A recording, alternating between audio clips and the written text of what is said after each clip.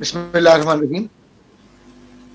Dear international community friends, good evening. Assalamu alaikum. Luckily, I heard few words from a scholar who was talking about various aspects of religio-political elite and their effects in South Asia. Fine, good, I appreciate. Hopefully everyone is sitting here with a smiling face and consuming things from various cultures so that we could create international culture for the sake of peace and relationship with each other. Today, the world is a challenge for everyone. Why? Due to specific targeted zones and theoretical approaches. These approaches, without methods, are causing serious mental health in the world. The term of Islamophobia, the term of religio-political influence, the terms of socio-political dimensional conditions and variables, and all terminologies converting into Indian culture, Pakistani culture, Afghani culture, Bangladeshi culture, or international cultures understood as or interpreted as the theory of convenience. The theory of convenience has ruined the basic concept of good governance. Good governance is not an asset of any identity or nation. It is a system which accommodates international cultures and respect for all. Unfortunately, across the boundaries, I look for my own benefit. Obviously, in diplomatic behaviorism and diplomatic language, it is called the benefit of the nation. It's good, but it does not mean to allow people to intervene into the affair of others and consume yourself or assume yourself or think yourself that you are the person who would be creating peace in the world and the rest of the world would be hyphenated. No, it cannot be allowed. And who's responsible for this? Yes, we human beings living in this planet. What is the reason? Reason, according to Plato, Aristotle, or some important personalities in the past, they always say, and it is true in social science, they always say, man is a selfish animal. Of course, maybe, but animal converting into civic life, into a new digitalized life or global world, has to create a balanced, near to perfect cultural norms and strong ties and relationship with humanity across the boundaries, respecting all cultures, all religions, minorities, and scholars, including the flags of the nations. But what is happening? Radicalism does not mean only to see it into its negative prospects. The perspective of the term may be negative due to my own interpretation. Being a student of social sciences, I can interpret extremism. Let me ask you one question. Who is not extremist in the world? Very interesting. Come on, smile, my dear friends. Smile. I'm looking for your smile because I'm attached with you. You're attached with me. This is a serious effort to create such an environment which take us out from the culture of radicalism, extremism, force theory, and decision by my own, which is called reward and punish. Who am I to punish? Who am I to take the law in my hands? Who am I to declare that this nation is extremist, or this person is criminal, or this group or this religion is like this? Who am I? If I create this kind of environment in any part of the world, I would be disturbing, destroying, and ruining the whole peaceful efforts of settlement with others. And unfortunately, it is happening, not from one nation or two nations or three nations. Internationally, it is part of politics. And today we see the world is converting from national state to international state, from national policies and from national politics to international politics. And this has created a kind of extremism in the world. Most of the time, friends from India, when they talk to me, they always say, "Hey, Muhammad, what's happening in Pakistan?" I always smile. I always say, "What is happening in India?" Just it is a kind of joke, not from inside, from heart. We respect everybody. But what is percentage of understanding such friendly environment? Like our friends from various parts of the world, they are sitting in front of me. I can recognize they are scholars and they can create a culture of peace in the world. But culture of peace cannot be established if I use it as a slogan. So radicalism and the challenges for minorities in any part of South Asia is a big challenge. Not for Pakistan, not for India, not for Bangladesh or any other countries. It is a big challenge for international peace. NATO forces in Afghanistan, extremist attacks or suicide bombing in Pakistan, challenge or the challenges in Indian territory for their liberty and peace. Also, religious extremism in other parts. These are serious challenges. We will have to address. We will have to realize one thing, that a force, a genuine or strong force to rescue South Asia is force of Indian scholars, Pakistani scholars, Sri Lankan scholars, Bangladeshi scholars, so on and so forth. But what we are doing, you write research articles, I write research articles, everybody is writing so many things, and you can see the peace propagation, but nobody accepts,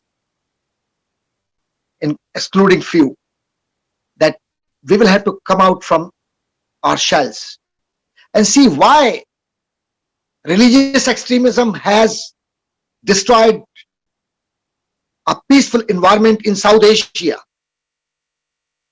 I don't talk of political economy. Yes, political economy is another factor. Religious freedom, yes.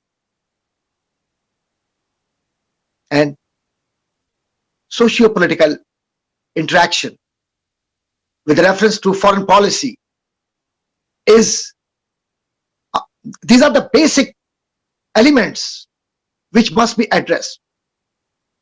And the ruling class, the ruling elite, or civil bureaucracy cannot be negated or neglected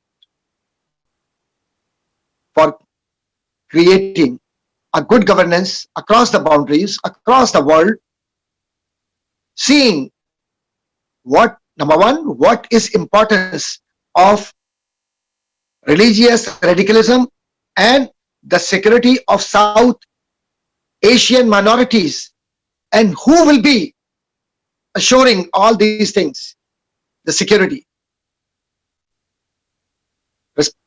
Municipal law would be assuring us, and municipal law would be traveling from or specific territory into international territory, and international law would be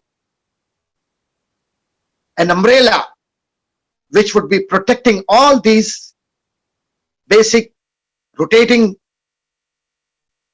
religious factors. I always say that Islam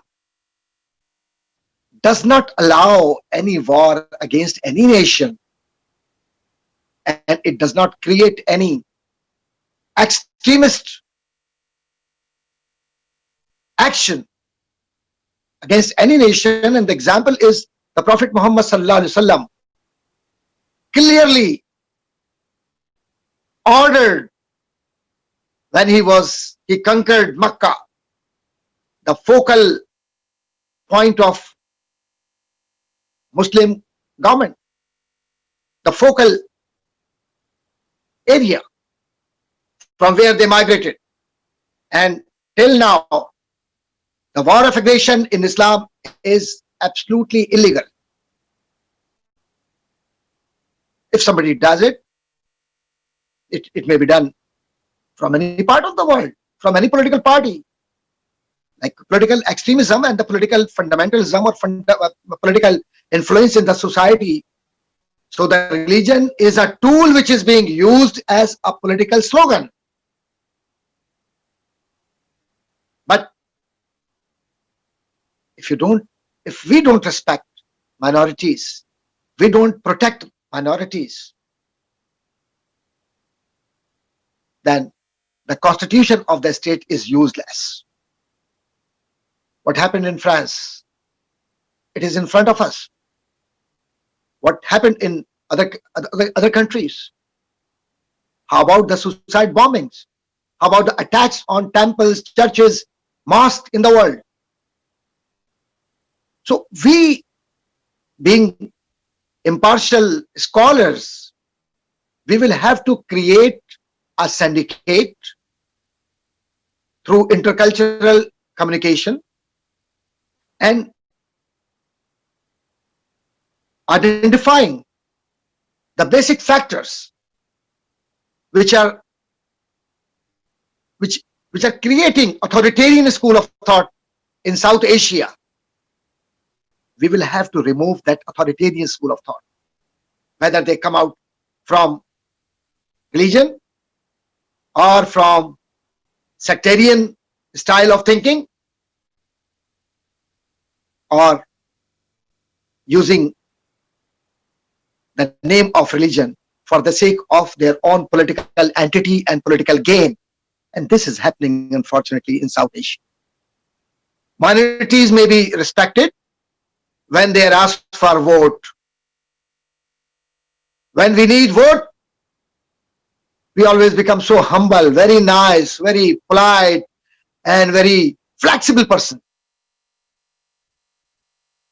And once the vote is done, you ran for the election, you got your opportunity, became a part of legislature, then I see myself, might is right. Nobody is there except me. I'm authority. I would use my authority. And this is happening seriously in South Asia. Once the scholars create a sense of understanding with the government, and the government understander realizes that this is time to revoke multi-fundamentalism or radicalism, which are being used for negative activity in the society. And a forum like this must be considered seriously.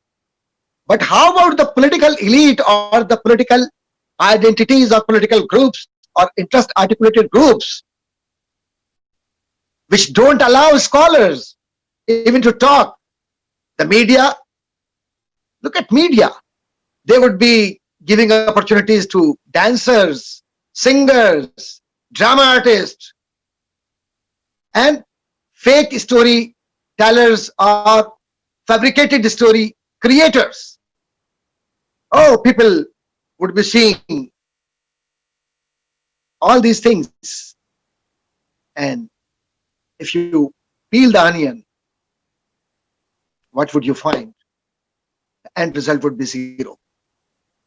This forum or international serious intellectuals who are impartials, they must unite despite of their religion, countries, identities, thought. People in the world, they may be following socialism, communism, Marxism, liberalism, trade unionism, so on and so forth, and Islam, Christianity, Judaism, Hinduism, Sikhism. But these isms or systems are for you, for me, individualism. It would create internationalism. It would create international state. And I see that this transitional period in the world after the period of COVID-19 is an alarming situation for health, mental peace, and opportunities for the governments. Yeah, why I use this? You know better than me. But also one thing, I guess, we are slowly moving ahead, slowly touching to the boundaries of international states, international state, international political economy, and the United Nations, like the past League of Nations, we have similarities, imbalance of power.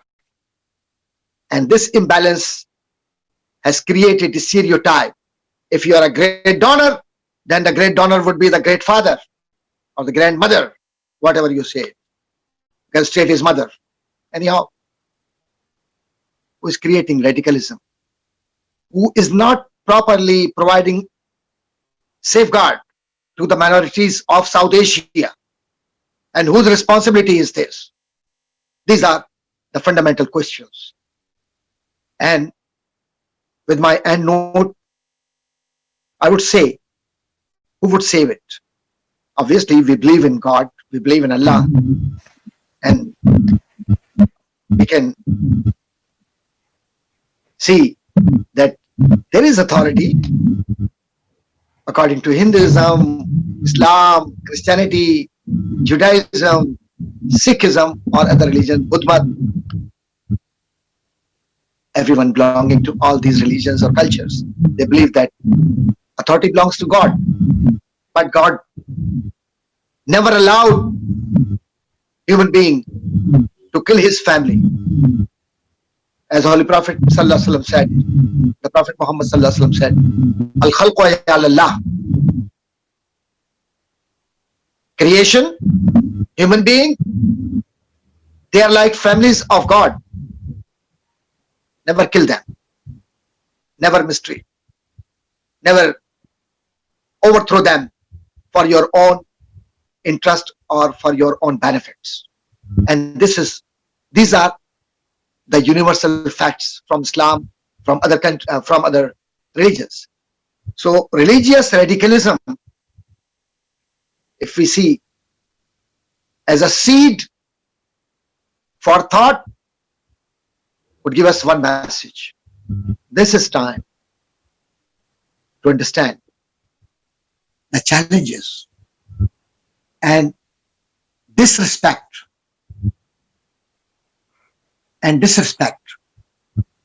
from identified interest articulated groups of the world.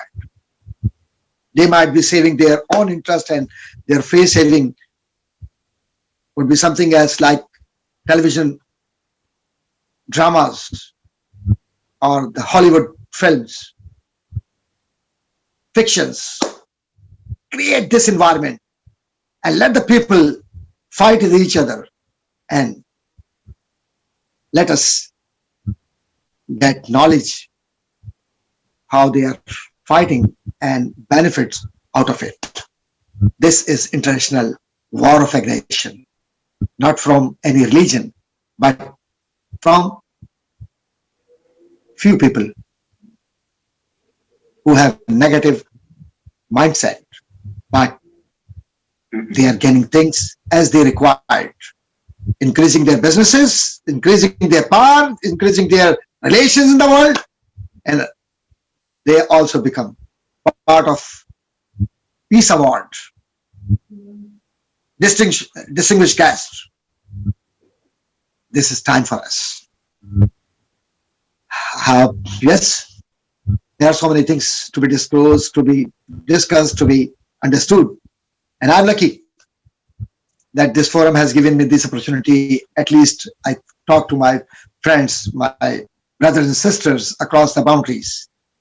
And this is time to have a strong relation and ties, friendly relation. And I would request organizers, please send to these respectable scholars my email address, so that, and my WhatsApp number as well, so that we could link up and we could create a genuine, peaceful environment, respecting to all culture, humanity, and overthrowing all kind of extremism, whether it comes from A or B or C zones, nothing else. Because in Urdu, I would only dedicate one share for my friends. They might be knowing Urdu, because most of them, they know Hindi or Hindu. Indian people, they know, and from other part of the world, they also know Hindi and Urdu. कोई मसलक भी इख्तियार करे, कोई मसलक भी इख्तियार करे, आदमी आदमी से प्यार करे. Whatever you have, your religion and culture, but the basic religion or path of life is to love humanity. And this is a universal message from God to humanity and from humanity to human being.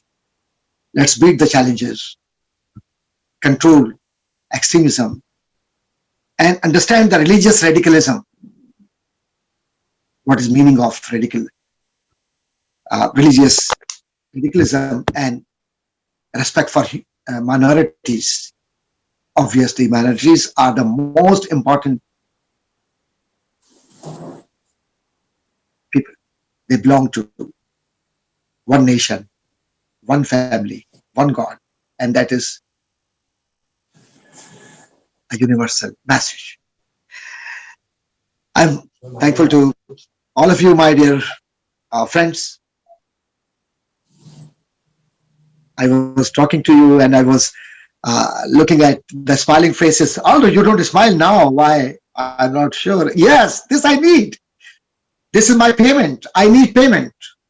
Cash, not in dollar transaction or like the lubricated money. No, I need actual money, your smile. And this is a great asset for me, for everyone. If we go for this, believe me, my friends, we would get a fruitful result. Otherwise, we will be roaming around, peeling the onion, getting out of it nothing, except I'm fine, you're sinful, I'm good, you are the worst. No. I have committed mistakes. I am made of mistakes. I'm a human being. I accept. And I would try my level best to rectify, to understand, and to be honest with others. If we create this culture, believe me, the radicalism, extremism, or fundamentalism would be known as only terminologies in the past, as we see that city-state or ideal state or other states. Thank you very much for being with me, and I'm thankful Thank you so much. I appreciate your view, sir. Even with you.